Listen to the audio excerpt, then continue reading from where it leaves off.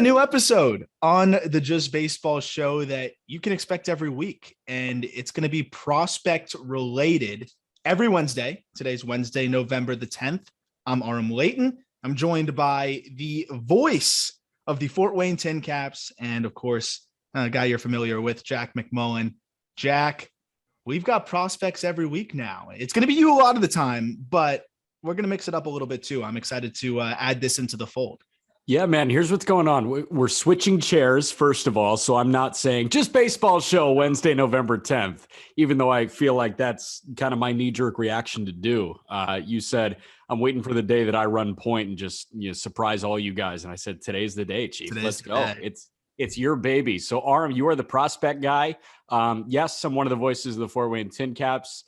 Also, love the prospect thing. And we fight through the moon landing quality footage to watch the future stars of baseball. So we'll get into why no major network has struck a deal with minor league baseball, because it's criminal that some of the best athletes on planet Earth are playing for, a single camera production. But they're really good, and I'm excited to talk about them. And I think that we can contextualize a lot of things that kind of get lost in the ether. And one of those things that we were talking about was prospect returns on trades, Aram. Absolutely. And, we're going to talk about that naturally on the Just Baseball show when, we're going to discuss a Matt Olson trade and Peter's going to say, I wouldn't trade Volpe, but I'd trade Peraza. We're still going to talk prospects, but I think it gets so in depth. And there's so much that goes into it when we have a 4 prospect return. We're not going to spend the whole Just Baseball show episode breaking down a 4 prospect return. But these episodes, we're really going to dive into the weeds for the people that are really into the prospect side of things. And I also think it's a really good opportunity for listeners, because I've seen when I come on and do the just prospect related stuff, when we did those individual episodes, people had a lot of questions. And I think this is going to be a really cool opportunity for people to ask their prospect related questions. We're going to talk about the latest rankings. Of course, I'm putting out a top 10 every single week for one of the 30 teams. Once we get through all 30 teams and all of their top 10 prospects, and we're going to update the top 100s. There's so much going on, and you can just kind of tell me why I'm wrong and yell at me or question some of my stuff. But I think you've liked the prospect ranking so far. And I'm excited to just have another wrinkle in the Just Baseball show. One thing I want to say before I forget too, you talk about the streaming of minor league games and stuff. A dream for me is that if enough people listen to this podcast, so even if you don't listen, just hit download on the other ones. We want to become big enough that, we start acquiring rights to the big prospect games all over. And that would be sick. You and I could call the games. That's a pipe dream of mine. But one day. Yeah. What's fun about prospects is there are people that cover the shit out of them. You're one of them. There are also many, many, many people that do not touch prospects with a 10-foot pole. Yeah. And Jared Kelenic comes up for Seattle and everybody says, oh, this guy's really good. But they didn't watch him in Tacoma. They didn't watch him with Northwest Arkansas. Nobody really paid attention. Or no, not Northwest Arkansas. The Arkansas Travelers, not the Northwest Arkansas Naturals. Northwest Arkansas is Kansas City. See, I'm sitting here talking on a prospect podcast, and I can't decipher the difference between the 2 AA teams in Arkansas. So maybe you should find a new co-host. Brother, I could tell you which game Bobby Witt Jr. officially hit 2020, and it was in his 88th game. But I couldn't tell you the difference between those 2 teams. I'm so player geared. You know more about the teams than I do, to be honest. But I'm excited to just talk about it because you get to see these guys play a lot. I spend a lot of time watching these guys play. Obviously, I can't see every single prospect ever. I've been able to get into some more video, and that's something I've been doing, which has been funny. Sent in a clip the other day of a Matt McClain inside the park home run that was a disaster. And I was like, what happened here? You're like, I was calling that game. So it's just an example of there's going to be so much. And this is more to just kind of lead people into what they can expect moving forward. But we're going to talk a little bit about some of the prospects that could be on the move, because there's going to be prospects on the move. I actually think there's going to be trades before the CBA is up, because I don't think there's going to be the big contracts. That's something you're going to wait until the CBA. If you're an agent, you're not having your client sign an 8-year deal when you don't know what some of the little details might be with the CBA. Who knows? That's just my speculation, but I do think we could see some trades, and teams are going to want to get their deals in, and the Athletics are going to burn it down. The A's are burning it down, and they have a lot of good players that are going to fetch a return. And shocker, shocker, Yankees fans are already firing up the trade machine for Matt Olson, firing that thing up. But you can't touch Volpe, and you can't touch Dominguez. What I hate to admit, though, Jack, and I don't know if you think that I'm crazy on this, I think they could get him without giving up either of those two guys. So wasn't Matt Olson a finalist for the Hank Aaron Award in the American League? The Hank Aaron Award goes to the best hitter in the American League and the National League. So Matt Olson was one of the 8 best hitters in the American League this year. And Yankee fans are saying, yeah, of course we want him because we're the Yankees, and every guy that is possibly available, we're just like, that's mine. I want him. And we're going to pound on the table if we don't get him.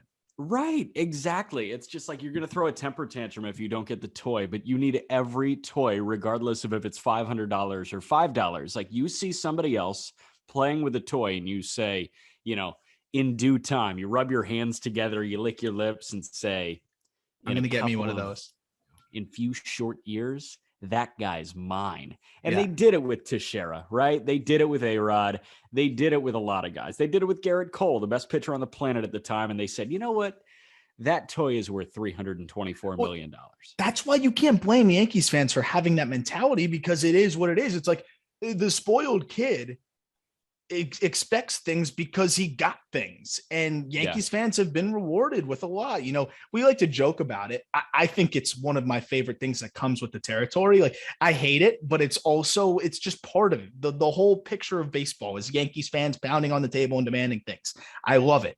I hate it, but I love it. And listen, if you're going to get spoiled that badly, you need to be able to wear some of that. So like Peter's saying that Peter wears it. Right. Like Peter's saying that the Yankees should be considered one of the 3 favorites to sign Clayton Kershaw just should piss everybody off. That should piss everyone off. Is he totally wrong? Like, who knows? No, he's not wrong, because they're willing to spend that money because they don't care. It's the Yankees and the Dodgers. They're willing to spend the money because they just simply don't care. They're going to pay more than anybody else, and they're going to win. I want to shift back to Oakland right now with the Matt Olson thing, because Danny Vietti, who I think does great stuff with CBS, just tweeted simply, the A's fans deserve so much more than this. Yeah. Why are they blowing it up? I think it's a little bit of the Rays mold and, gearing towards prospects. It's you're going to maximize your return when you have some more control of these guys. Matt Olson has 1 more year of control, if I'm not mistaken. And then that's it after this year. So he has this season and then another season. So technically 2 more years of control. You're not going to get as much, obviously, if you trade him in the middle of the final season of control. And we saw the Rays do that with Blake Snell. I think Oakland's trying to fast track this rebuild. And I think they're going to want some close to big league ready talent. They know that they can't win with this core as is. I think it's a purgatory team. Yeah. And I think this is going to be a pseudo rebuild. I think it's hard to justify trading Matt Olson, but they're not going to pay him. That's the problem. And you talked about the Hank Aaron Award. He's going to get a ton, or he's going to get so much money that you got to look at what you can get. Personally, if I'm Oakland, though, that's a guy that I'm not desperate to move. I'm looking to move, Chapman. I'm looking to move maybe even Laureano, depending on what the value looks like after the PED suspension. I'm looking to move some of those guys, maybe even a Sean Murphy, before I move a Matt Olson, because I think you can build around Matt Olson, and I think they have some really good pitching. They're going to do what they're going to do. But Matt Olson to the Yankees, I hate it, of course, but that could get them a franchise-altering prospect. I look at Anthony Volpe. That's a franchise-altering prospect. That's a guy that's going to be up in the big leagues and playing shortstop for you in, not this year, the year after that. He's that good. Yeah. I look at a Jasson Domingez. We know what his ceiling is. That's somebody, if I'm the Yankees, I'm happy to part with that volatility for a Matt Olson. I know Yankees fans are going to hug him tight, but I would do that in 2 seconds. I guess in the prospect side of things here, like the Yankees have enough, but there's no way they get Matt Olson. I mean, I said it earlier, like I think they could do it if they gave up Glaber or someone else with Peraza. But do you think they could create a prospect package that could get Matt Olson without giving up Volpe or Dominguez? Yeah, and I think it could include two arms. And I did reply to Peter's tweet regarding the Matt Olson availability and the Yankees having interest. I said, I wouldn't trade Dominguez for Trout straight up. Yeah. Little ode to a former guest we had that wouldn't trade Dominguez for anybody not named Ohtani, I believe it was. He said he'd only do it for Ohtani. Dominguez hit 3 for 52 against breaking balls this year. It's early too. Like I'm not saying he's doomed, but like this is not Wander Franco. He's not Jesus. Yeah, he's not Jesus. At that age, Wander Franco was tearing up high A competition. By the end, around that age, maybe he was less than a year younger or older, excuse me, than what Dominguez is. Regardless, he was tearing it up as a shortstop. I mean, like batting champion in his league. He's not. How about Julio Rodriguez? Right. At that age was doing big things. That's not to say that Dominguez won't be great, but like, let's contextualize this a little bit. Volpe's a better prospect at this point. Totally. And when I put out the top prospect list, like people were a little bit surprised by that. I don't think there's much debate at this point. I mean, Volpe has everything you look for. He doesn't chase. Now he's hitting for power. Like, where did 27 home runs come out of from Anthony Volpe, who, if you look at Fangraphs, by the way, and they do a great job, but like this just contextualizes things. They gave him 45 grade mat, like on future raw power. Well, he's just hit 27 home runs and to all over the field and, didn't chase, walked a ton, hit for a high batting average, stole bases, is sticking at shortstop. Like that's a guy that I'm not dealing for anything. So I think it's really interesting where the Yankees are at because obviously they want to win next year. Volpe's not there next year, but that's such a valuable prospect. I'm when I'm looking and taking our notes here, and I'll give a little teaser of what's to come next.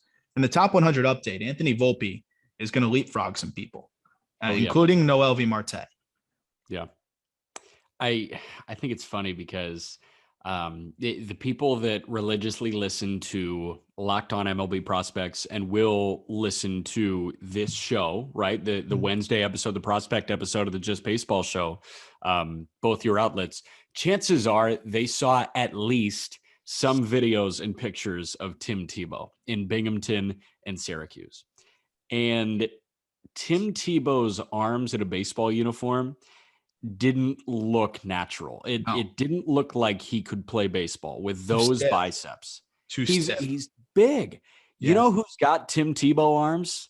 The number 2 prospect in the Yankees system right now, Jasson Domingez. Dude, I'm glad you said that because, I got to see him play. I made the trip up, it was like an hour from me from down home in South Florida. He was playing over in Jupiter.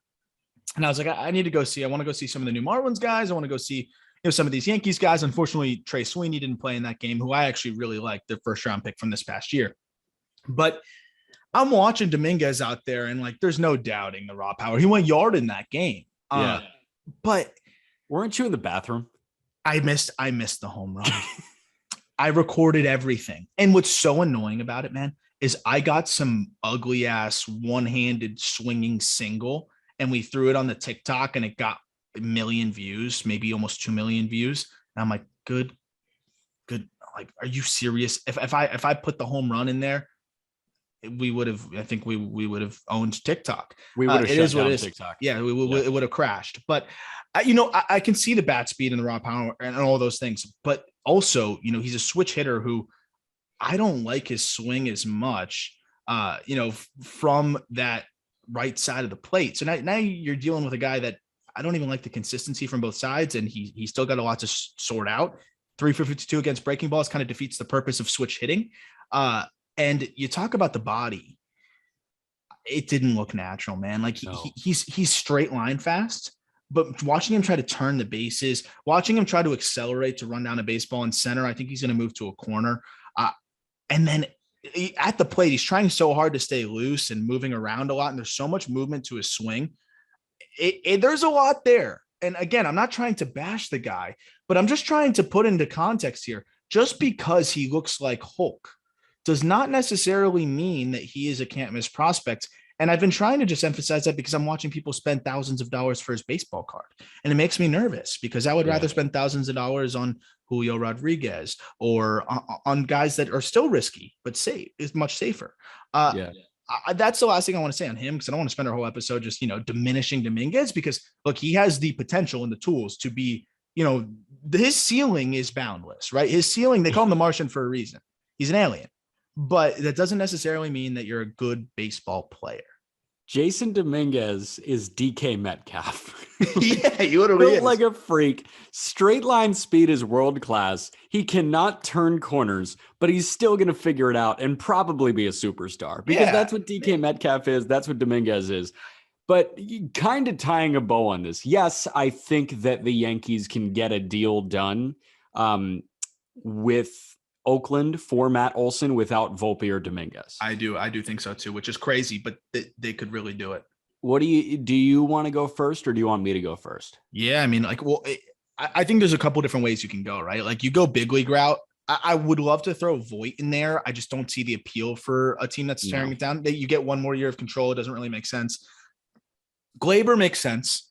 I just couldn't imagine Gleyber in Oakland. I think he would disintegrate, but I think he would just melt and retire or something. But, Gleyber as a starting point would obviously lessen the prospect return. If Oakland's like, I only want prospects, I still think the Yankees could pull it off, because Peraza's the starter, and Peraza is still a top 50 prospect. So, I mean, that's a really good guy that's going to stick at shortstop. Then you go with Luis Medina, high upside arm. You can throw in an Austin Wells, who I love, and he's very similar to Tyler Soderstrom, who they have in the system. Both probably not going to stick behind the dish, though. So right. A bit redundant. And then like a Waldachuk, Medina, Davy Garcia. Like, if you take any of those guys, Clark Schmidt, and grab several of them, I mean, you think that they've got to be able to pull something off there. Like, the Yankee system got better in a year where they traded away a ton of good prospects because of how many prospects broke out last year. It was amazing how many prospects performed in that system last year. It really was. Good organizations do that. Yeah. The Dodgers do that. The Dodgers are a minor league factory, and everybody wants to talk about the payroll. We've sat here and bitched about the payroll that the Dodgers have, right? They don't need it. They don't need it. They're the Rays with an expensive payroll. Yes, they are the Rays with limitless money. So that's why they're on the cusp of winning the World Series, and they can have the worst luck ever and still make it to the NLCS. That is who the Dodgers are. The Rays, that's not necessarily the case, because they're not working with limitless money, but the Dodgers are. The Dodgers pump out quality prospects like it's Smarties on an assembly line, right? There are thousands of them, it feels like, within the Dodgers system. There are tons of them within the Rays system, and there are starting to be tons of them within the Yankees system. It might be a lucky stretch of a couple years, but if this stays, you got to start thinking about them as prospect developers like the Dodgers and the Rays. I like your idea for a package. I'm going to put together a 4-person package that I think is fair. Matt Olson, was he a top 10 hitter in baseball this year? Yeah. Yeah. I think so top 10 hitter in baseball. 46 WRC plus. Yep. 146 WRC plus. And he struck out 16% of the time. This is a guy that struck out 31% of the time the year before and 25% before that. So, I mean, he figured it out. He figured it out, and he turned into a top 10 hitter in baseball. Yankees have the money to sign him long-term if they do go that route. So I think you've got to give up 4 blue chip prospects for Matt Olson. And if I'm sending a package without Volpe or Dominguez to Oakland, it's going to be Peraza, like you mentioned. It's going to be Austin Wells, like you mentioned. I do like the idea of Luis Medina because he throws 102 and he was throwing 100 when he was like 15 years old. But Oakland doesn't develop arms that well as of late. They've done well with the major league guys, but not with the prospects as much. I think Medina is close enough. And I think the 4th guy that should go back is Davy Garcia. Yep. For Davy's sake, I want him out of New York. He needs a change of scenery. His curveball is one of the best in the minors. It's plus. He'll figure it out. I think that package is enough. It is. And I know you're going to look at it if you're an Oakland fan and say, yeah, but we want Volpe. We want Dominguez. You But can't you're get him. getting a lot of quantity and quality here that I'm with you. It's a lot. But for the Yankees, I think you have to quote unquote overpay to not give up your two studs. So you got to give up four really solid guys. And that value might actually be more in terms of like if we were going to put like a numerical value on just Volpe or these four guys. Obviously, these four guys are worth more. But you'd rather have the closest thing to a sure thing in the prospect world, which is what I think Volpe is. He's as close to a sure thing as you're going to find in the prospect world at this point. Wander's graduated. You look at a lot of these other guys. I would say he's even safer than almost any other shortstop not named Bobby Witt Jr. I mean, like you look at the shortstop position. I love Marco Luciano. I love Noel V. Marte. But They're not both of safe. those, they're not safe and they're not sticking at shortstop. Noel V. Marte, you want to know how many errors he's made in 172 minor league games? Wing it. Wing it. 172 minor league games. So 10 more than a full season of Major League Baseball. Yeah, I'll say I feel like the number is going to be high. 35. 60. Oh my God. 60. Look, Marte is special. And, you know, he's got big time power plus speed, really nice swing, a little pull happy. But, you know, this guy's not sticking a shortstop. So in a world where it's you have a guaranteed guy sticking a shortstop, good bat to ball skills, power that's going to play in Yankee Stadium, you got to be okay with giving all that up. So I love that one. And I want to kind of wrap up too, as we continue on. The other topics I want to say is like, what other teams have the prospect capital to compete with a package like that for Olson or somebody else? You know, who's another big name player that's going to be potentially on the trading block? Doesn't have to be from Oakland, but if we're just looking across the board, there's not that many teams that can put together a package like that. I think the Marlins are, you know, that's close to me. So I'm going to mention the Marlins. I think they have a shot to put together some sort of package. It's going to be a very different, very pitching centric package. So they're going to have to find a specific suitor. Yeah. You have the Dodgers, as you mentioned, the Mariners, if they wanted to, but I think they're going to go, don't want to. They want to spend.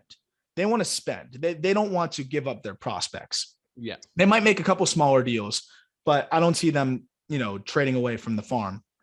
You know, the only other team that I think could possibly contend with that type of package and not be hindered that much is Cleveland. I think the Guardians have a very solid farm system. And they'd never do it.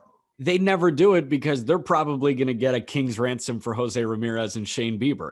Or I think both are going to go. I think they're going to go full-blown teardown. They're going to put all their stock in George Valera because he's worth it. And they're going to ride. They're going to let it roll. And I think those two guys, you know, if I'm looking at trade candidates right now, obviously Matt Olson, that name, it felt like it came out of nowhere over the last couple of days. But Jose Ramirez and Shane Bieber, like they're not going to come out of nowhere if the Guardians do decide to sell. And you gave your bold take, right? That they're going to get traded and that they're going to pull off, you know, the biggest prospect return ever. That Jose Ramirez is that territory where I'm saying, okay, who do you want? You know, I'll give you anybody. It's really at that point, it's just at a certain point, I'm going to be like, okay, I'm stopping you there. But there's nobody that's off limits when we're talking Jose Ramirez at the affordable contract he's at still for a couple more years. Dude, if the Yankees wanted Jose Ramirez, I'm thinking the package of 4 we just put together and Volpe. Yep. That's crazy. He might be the most valuable guy in baseball right now. Given the contract, I think he is. You know, the defense continues to just get better and better. He steals bags, which is crazy. I know that's not that valuable in today's game, but like it just shows you how he does everything. Like he's fast on the base pass, crazy power from both sides, good hitter. By all accounts, you know, pretty quiet, carries himself the right way. You know, I love Jose Ramirez. And that's a guy that, again, I'm giving up whatever it takes. Volpe plus those 4, that's hard to say no to if you're the Cleveland Guardians. And like, what the heck? That's the greatest return ever created. You know, like, you know, it's funny. The Marlins back in the day, I'm mentioning them again, but this is a rivaling type of value players with an S. Yeah. They traded Miguel Cabrera, at his peak Yeah. and with some control with Dontrell Willis, who was still pitching well at the time too. Yeah. Over to the Tigers, and they got 2 top 20 prospects and some really solid fillers as well. Cameron Maybin, who is top 10 prospect in baseball, and Andrew Miller, who is a top 20 prospect in baseball, depending on who you ask. You don't really see that. That would be like Volpe and Dominguez together. Like that's a crazy package. The complementary pieces were solid as well. I'd love to go see what those exacts, where they were ranked at the time of the deal, but I know the 2 guys were way up there. That there's not that many instances where you're seeing trade packages, that large. And I think we could see a couple this offseason.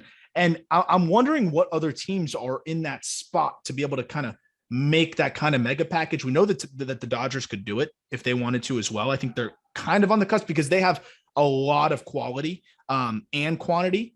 They don't quite have the top heavy, studs that the Yankees have. But another team that I think can low key, their system is not in the same area as some of these guys, but they have some major value. The Blue Jays. The Blue Jays, they give me a headache because they've got 4 like decent catchers, 2 studs. Alejandro Kirk is really darn good. Really, really darn good. Finished the season spectacularly once he came back, once he wasn't injured. Gabriel Moreno, to me, is a top 10 prospect in baseball. I absolutely love Moreno. He has some of the best bat to ball skills you'll see at any position, and he's a catcher. And then they have Danny Jansen, who, I can't believe how well he hit down the stretch, but he was phenomenal down the stretch. And even Reese McGuire, who's not a bad, another catching option that has value if you throw him in a package because catching is so thin. And then they also have Jordan Groshans, Otto Lopez, or Elvis Martinez. They've got dudes. The catching thing, too, with how scarce the position is, could they put together a package out there to go get somebody? Like, I'm not trading Moreno, but I also don't want to trade Kirk. Like, do they go dueling catchers? What do you do? Like, what in the world do you do? Yeah, I don't know. The 2 guys that intrigued me the most in the Jays system coming into 2021 both went back to Minnesota in the Barrios deal. Yeah. I know you're not the highest on Austin Martin, but I think he's got a chance to be an all-star just because he's just a really talented baseball player. Yeah, he's a ball player. He's a ball player. He's just going to play every night and get the uniform dirty. And at the end of the year, we're going to be saying, damn, he hit 300 with 25 bombs. Like the 25 bombs, I could see the 300. I'm really skeptical on the power, but I think there's a lot of what you're saying is true, is that he's a high floor guy. You're getting a big leaguer in that return. I think the fact that Simeon Woods Richardson came over in that return too, who we both really like, speaks a little bit to maybe Martin's value being a little bit lower than the prospect rankings.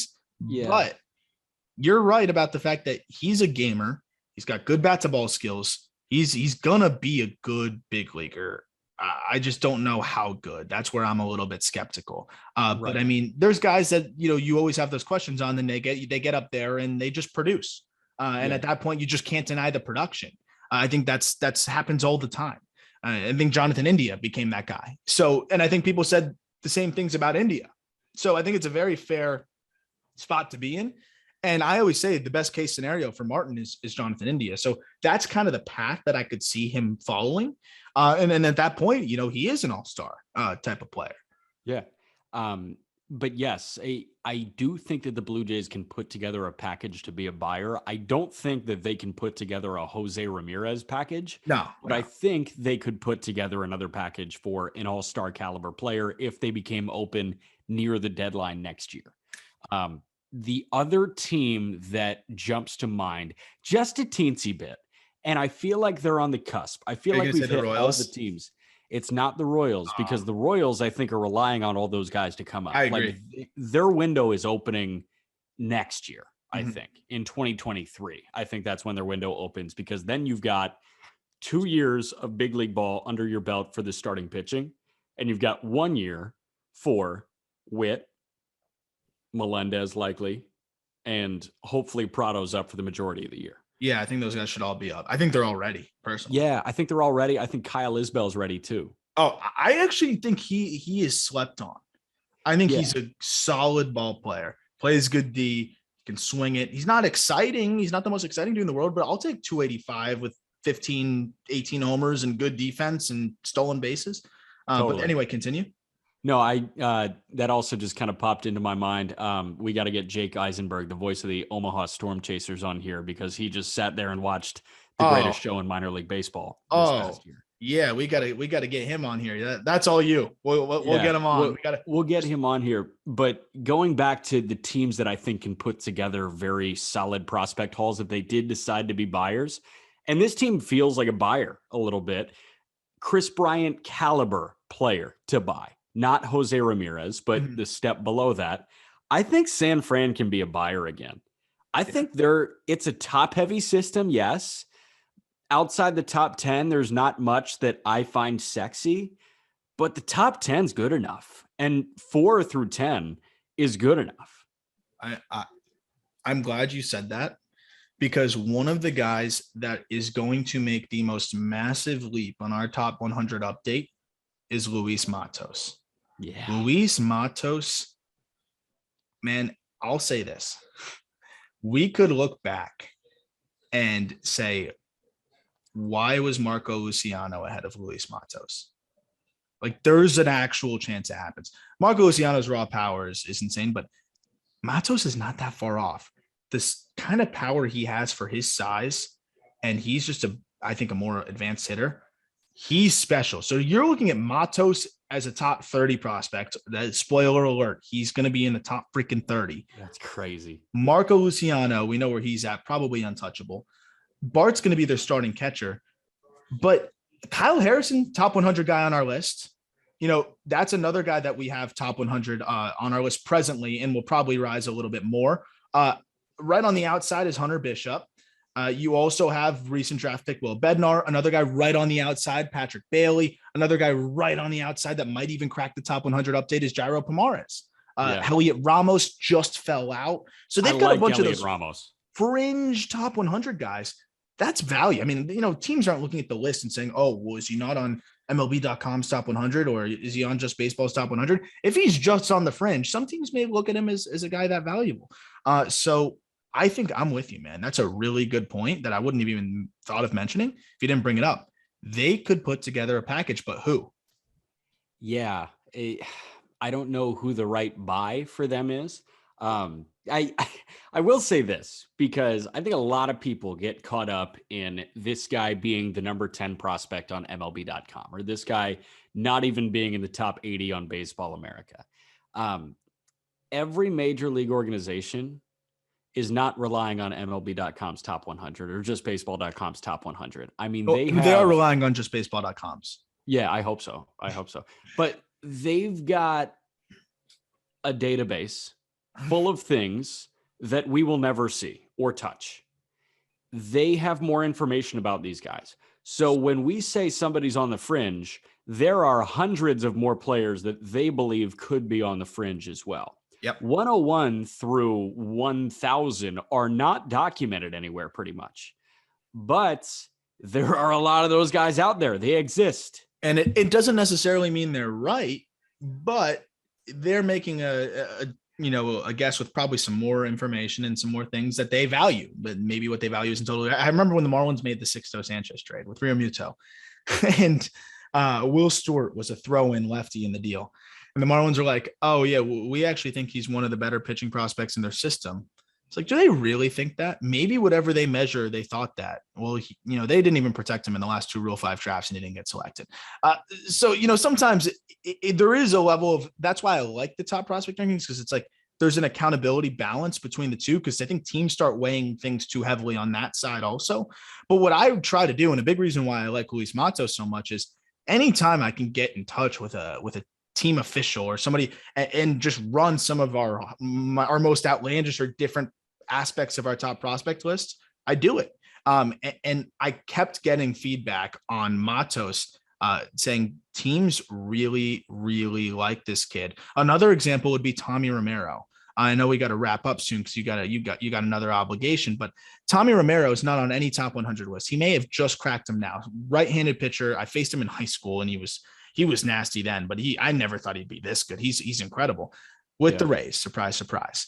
Late bloomer, 16th round pick out of JUCO, doesn't have the shine, dominated, but we don't see him on any top 100 lists. He was, I don't know if he cracked ours. Might have just been on the outside.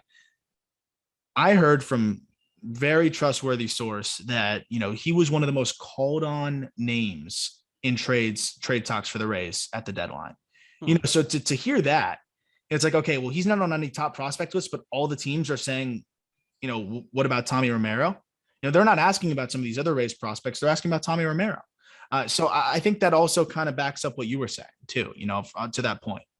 100%. And, I think what we can offer here that is different and unique is, not just looking at guys numerically, but also just looking at guys that we like. I sent you a text about Alan Cerda in the red system. And that's one of the guys that I think Just Baseball has adopted. And he's a top 100 guy when he wasn't in the top 20 on MLB.com. Alan Cerda is a guy that is not necessarily going to jump out when you look at his Fangraphs page or his page on the MLB research portal. But when you watch Alan Cerda, there was just something that was so sexy about watching Alan Cerda play baseball. And I texted you, I was like, you got to watch this kid. And I saw the same thing. Dayton, right? And it's just we both went down this rabbit hole and I was like, I can't stop watching this guy. So we're going to keep discovering the guys that we can't stop watching, because usually that makes for a pretty good baseball player. Especially when you can back it up with the data too. And then you feel really good about it. And a lot of the things that I dug up after watching Cerda and that I was able to find in the batted ball data, I was like, okay, I like this guy. And the last guy that I'll mention is Nelson Velasquez. I was in South Bend. Ooh. I had that same thing and I saw him. And at that point he was 28th on the Cubs top 30. And I'm looking, I was like, this is a top 100 guy. And I talked to a couple of the guys on South Bend after, and I talked to a couple of the players on, the Marlins affiliate, the Beloit Snappers after that game. And they said, that dude's one of the best hitters in this league, in this high A league. And I'm like, if that's the case, then he should be in a top 100. Players are saying this, then why is he not on that list? Because he didn't get the big signing bonus. He's not on the radars, but I saw him and I was like, this is a different guy. And look at what he's doing now. So that was the last thing I wanted to mention before we wrap this up. I know you got one more thing to throw in here. Well, I was just going to say, as somebody that saw him 18 times and watched him absolutely blast the Fort Wayne Tin Caps, Nelson Velasquez was one of the best hitters in the league. 28th on the top 30 for the Cubs? Probably not. And that's a little bit of where the disconnect is, but that's why we have accountability from all sides on these lists. And I'm excited to keep these episodes rolling. It's going to be fun. It's going to be you a lot of the time. We'll have guests. We'll bring on Colby Olson or whoever else. But I'm really excited about this. I'm glad we added this into the fold. Always feel free to ask prospect-related questions. It can be on my personal Twitter. It can be at Jack McMullen as well, or on the Just Baseball media. We'll do mailbag stuff with prospects also moving forward too. Jack, any final thoughts? No. Can I do the thank you, everybody? Oh, yeah. Role reversal. Well, until next week, obviously, I'll be on the Just Baseball show again later, but we'll be doing prospects every single Wednesday. So, and that is it from me. Thank you, everybody.